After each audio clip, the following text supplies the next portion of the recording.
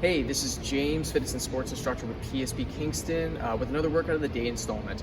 So just a quick reminder, if you think you get injured at any point in time during any of this session or any other sessions, or if you're a CAF member, just make sure you fill out CF98, and otherwise just make sure you get checked out by a medical professional, make sure it's not too serious.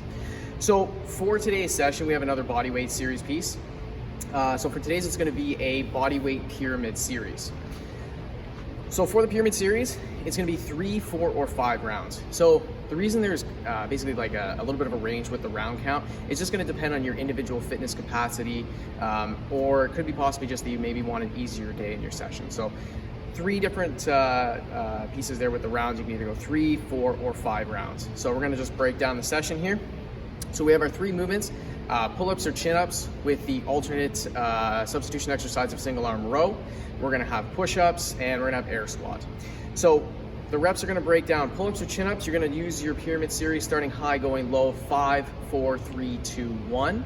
With the push-ups, you're gonna start on the high end at 10 and 10, 8, 6, 4, 2.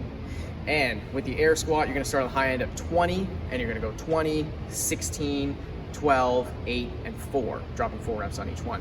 So the way this is gonna run though is you're gonna go through each exercise sequentially with the high and work down. So essentially first little set there, you're gonna do 5 pull-ups or chin-ups or the single arm row.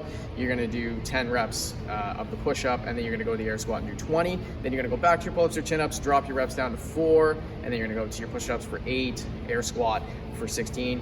Continuing on down that series on each exercise until you've gone down to that low end on each one. Once you finish those last 3, that's your first round completed. At that point, you're gonna take a little bit of rest. So 3 minutes rest between those rounds. So take that rest, take that time to kind of like stretch out, make sure you're ready to go for that next set.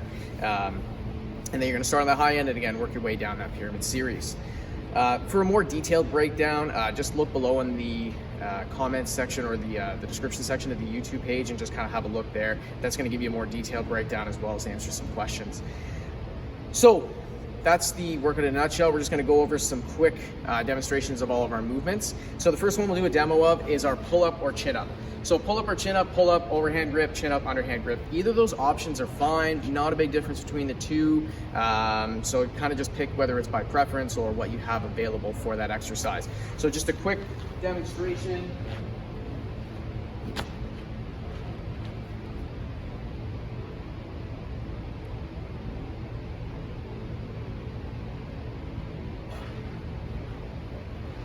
So just a quick demo there on the pull-up. Key things with the pull-up, you just want those hands roughly shoulder, maybe just outside of shoulder width. Big thing with the pull-up or chin-up, make sure you're pulling those elbows down and back rather than trying to just kind of heave that chin up to the bar. You get a lot better activation in the upper back musculature if you focus on that. So try and squeeze through the armpit area, pulling those elbows back and down, and keep that midline nice and engaged, keep yourself from swinging. So again, pull-up or chin-up, underhand grip would just be the alternative for that one. So we have the perfect setup here for our pull-ups and chin-ups. In the gym, we've got the 4-poster, we got some wall mounted stuff. You might not have that availability at home. That's fine. You might have to get a little bit creative. So you might have like a door frame, kids playground set, something of that sort. Just make sure it's nice and sturdy. Give it a couple practice runs before you go through with the actual set so that nothing pops off or anything like that. But if you have that option, great, and if you want to go with it. Alternatively, if you don't have the setup for your pull-ups or chin-ups, or pull-ups or chin-ups are a little bit too hard for you, that's fine. We've got a substitution exercise, single arm row. So we've got a sandbag here, but you can make your own homemade sandbag. Basically, if you have a backpack, duffel bag, anything with a handle on it, toss some weight in there. So easy weight options.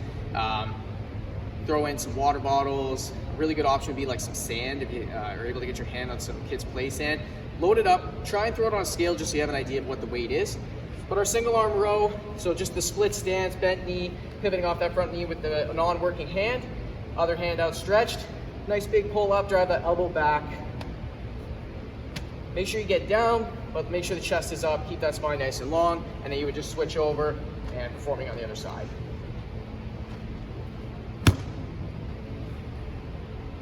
So that's our alternate exercise with our single arm row. So again, if you don't have that pull-up or chin-up station, or kind of pull-up chin-ups just a little bit outside of your fitness range, that's fine.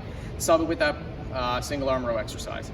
Second movement, we have push-ups. So quick demo on our standard push-up.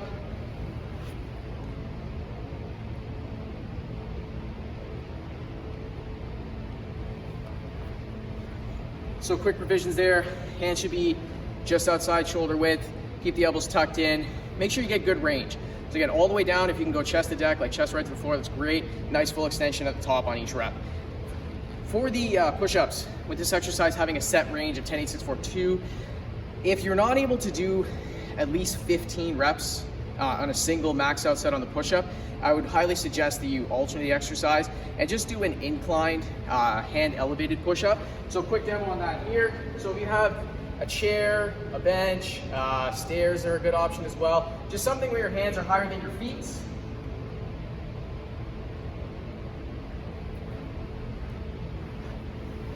And that's gonna let you make that exercise a little bit easier, make those reps a little bit easier to get in, and then just make sure the workout flows a little bit better. Our last exercise here, we've got our air squat. So air squat, nice and straightforward, feet roughly shoulder width or hip width apart. We're gonna go with the prisoner style, just to get the midline a little bit more engaged. So from the front here, a couple reps. And then from the side.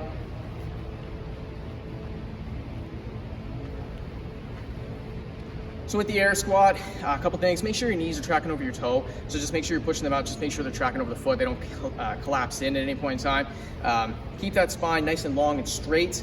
When you're focusing on squatting, kind of unlock the hips, but try and go down rather than shifting the hips too far back. Keep the chest up, drive off that heel and midfoot area as you're squatting up. And with the air squat, focus on the range that you have. So if you do full range, that's great. If you don't have that range, that's fine. Work on the mobility a bit, build up that range as you go. So work on a range that is comfortable for you. So that's all of our demos. Again, if you want that detailed description or to go over that again, just look below in that description section on the YouTube page. And just another reminder, just make sure, have a follow on all of our social media channels, Instagram, Facebook, PSP Kingston, and we also have the PSP Kingston YouTube page where you're going to find all of the past sessions and videos that you can browse through to look for something else if you're looking for another session. And give us a like, give us a follow, and if you have any comments or concerns, just let us know in those comment sections on any of those channels and we will get back to you. Best of luck. PSP Kingston, the health and wellness provider for the military community.